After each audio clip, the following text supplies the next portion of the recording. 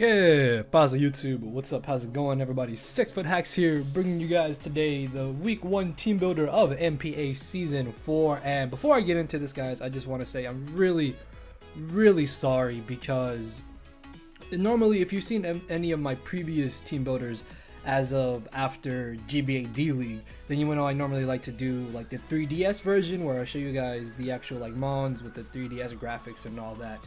But for some reason, the original recording of this got corrupted, so I am forced to do this after I've already had the battle. So I will try to not spoil things for you guys and try to keep it like neutral and not try to give anything away. So just, yeah, I'm really sorry. Hopefully in week 2 I can get back to like the normal way I build teams. So yeah, I hope y'all don't mind this just quick little showdown trying to show you guys my team, because I do want to get this up before today, or before the actual battle tomorrow, sorry.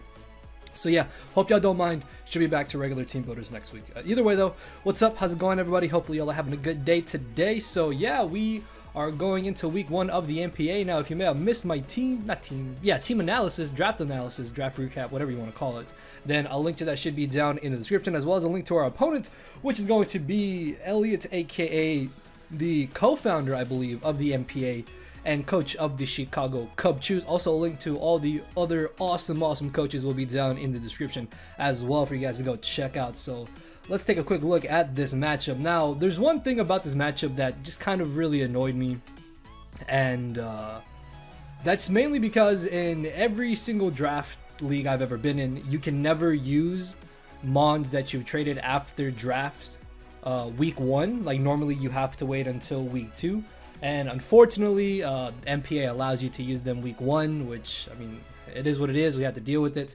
So yeah, Elliot gets to use Hawlucha week 1 instead of having to wait for week 2, and just Lucha Coco in general, and in my honest opinion, is one of the best like cores you can ever draft in a league, first off, but it's also one of the most annoying and frustrating things to play and prep against. After GBA D League and the APA, I never want to face another Lucha Coco after I play Elliot. Win or lose, I don't ever want to play this duo again.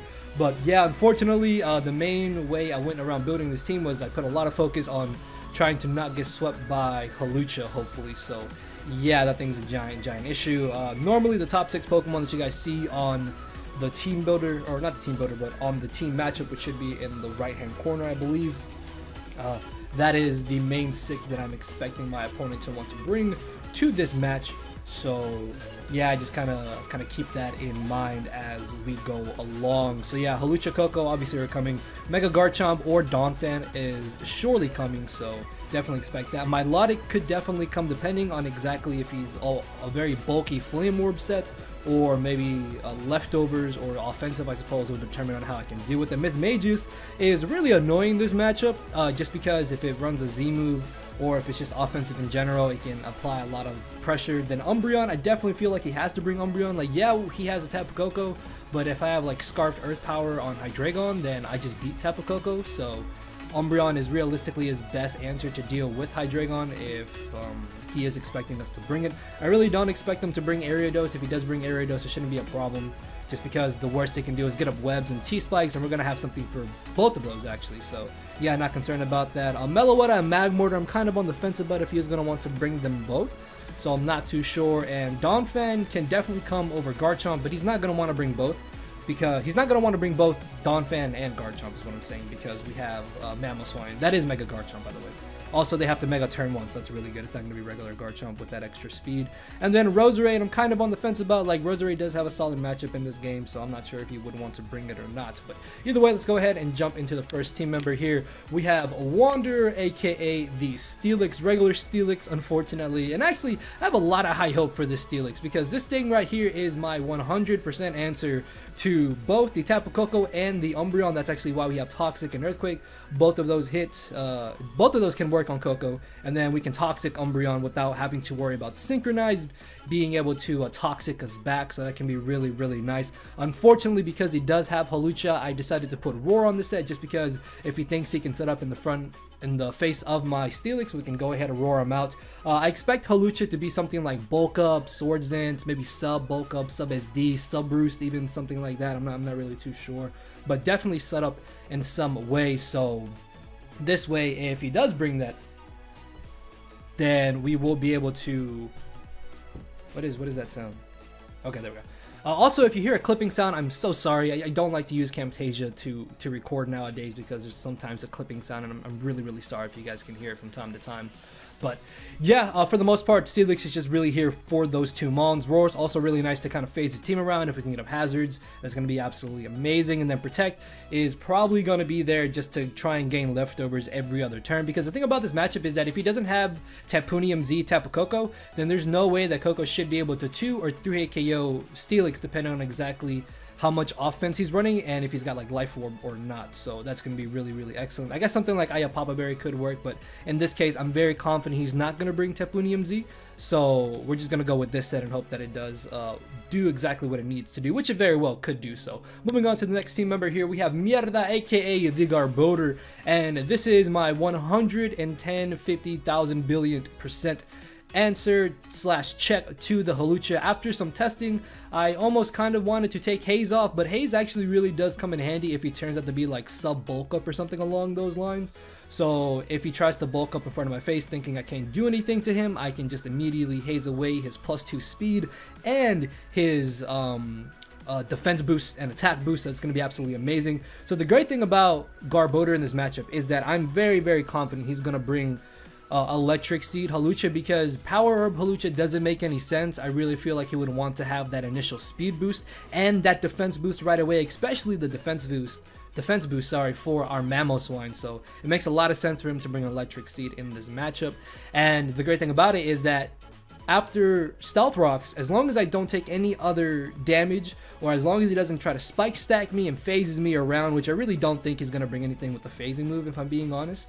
So I'm not too worried about that, but as long as he only has rocks or spikes up, if he has both up, it's a roll. It's a roll not in my favor. It's a level +2 adamant acrobatics, but it's still a roll nonetheless. So if it comes down to it, after Stealth Rocks or just a layer of spikes, we're 100% guaranteed to live one non-crit +2 adamant, stabbed, or even super effective hits from Hawlucha, because Hawlucha thankfully does not learn Earthquake and it does not take advantage of the electric terrain because it is a flying type, as where Garbodor does actually get the electric terrain boost, which is why we have Thunderbolt. Thunderbolt is really nice to potentially knock out the Hawlucha after rocks, Rocky Helmet damage, and then couple that in with another round of rocks and an aftermath. Garbodor can, in theory and realistically, beat Hawlucha 1v1, so it's going to be absolutely amazing. Of course, if he doesn't bring Hawlucha for whatever odd reason, then that means I can start spike stacking with this, which is also going to be amazing. Haze, again, it's probably not something I'm going to be clicking often because for the most part in testing, I've found that it's probably better for me just to be aggressive and go for Psychic and or Thunderbolt.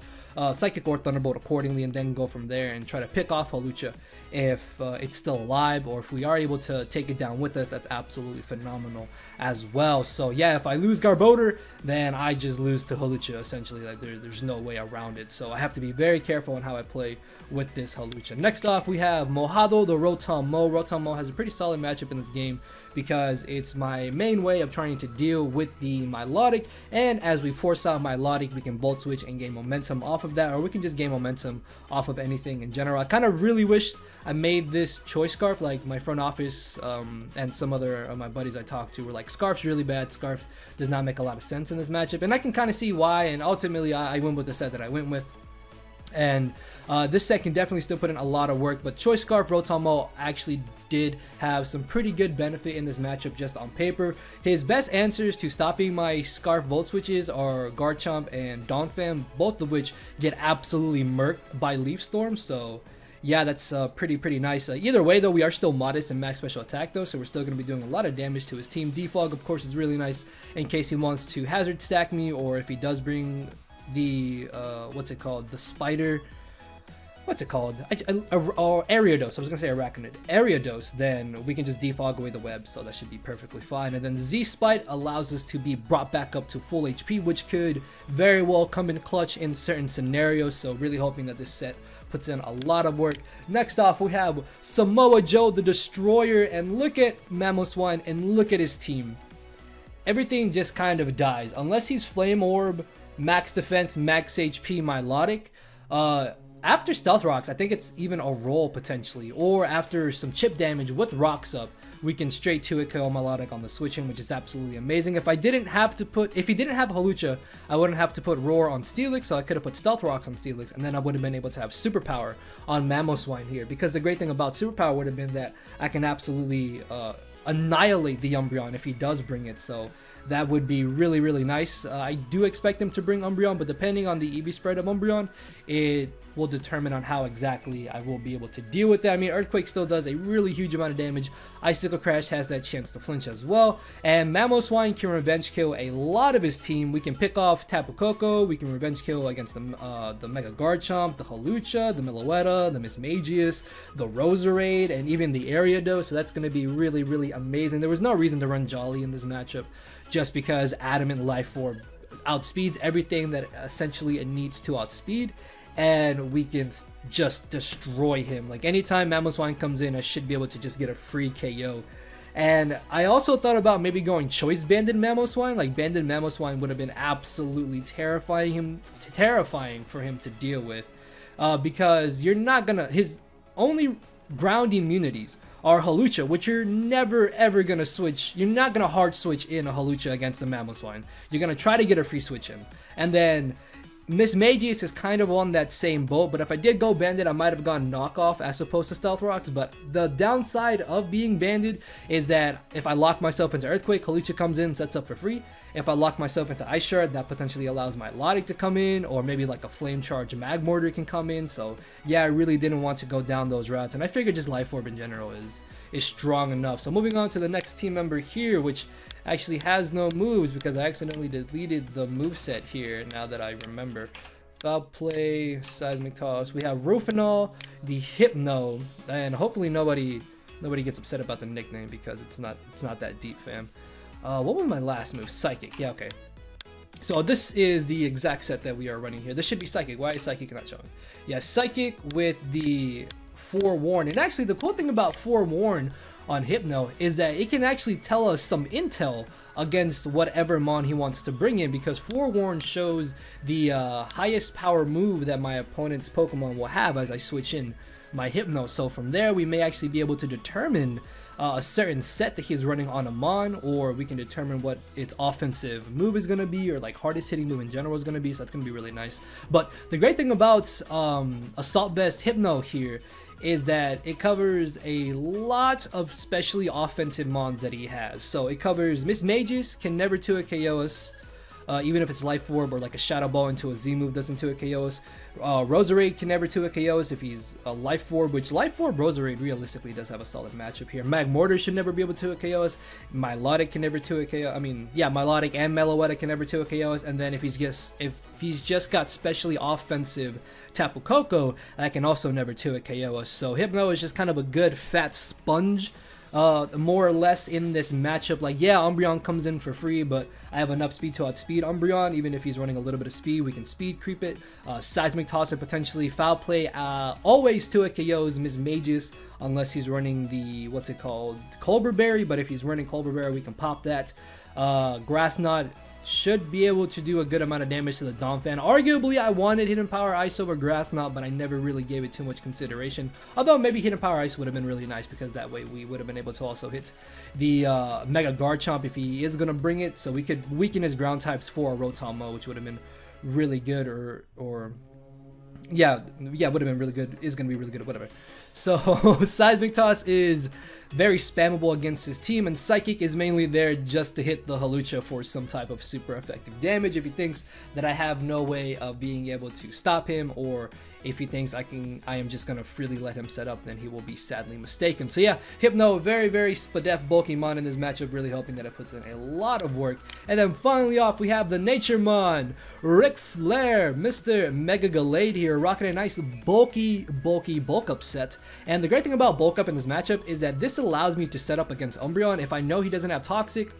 Or the thing about it is that if he has Umbreon, he's probably not going to leave it in against my Gallade, or if he does leave it in against my Gallade, he's going to see that Foul Play does like 60%, so then I get that free bulk up, then I Drain Punch, gain back my health, and then late game, this comes in, and at +1, Shadow Sneak is doing some really solid damage to anything that outspeeds us, like Tapu Koko, Jolly Hawlucha even, potentially something Scarfed, as long as it doesn't have Scarf Meloetta, I suppose, but I really doubt he would bring Meloetta in this matchup, and if he does bring it, it may be offensive in general. I don't think he would have Scarf. Scarf Meloetta just seems a little bit odd to me in this matchup. I don't know, maybe it's just me, but I don't think he would bring Scarf Meloetta. But Drain Punch, Zen Headbutt, and Shadow Sneak, late game at +1, this thing just kind of wins, or we can use this to kind of break his team down, so yeah, that is going to be our squad for week 1 of the NPA. Again, guys, I'm so sorry that I had to do my team builder like this, but again, just I don't know what happened. I don't know what went wrong. Like the original video I did for this just kept screwing up and would not render for the life of me. So yeah, I apologize, but hopefully we'll be back to regular team builders next week, and I will see you guys all tomorrow with week 1 of the NPA. So with that being said, thank you all for watching. Later, everybody.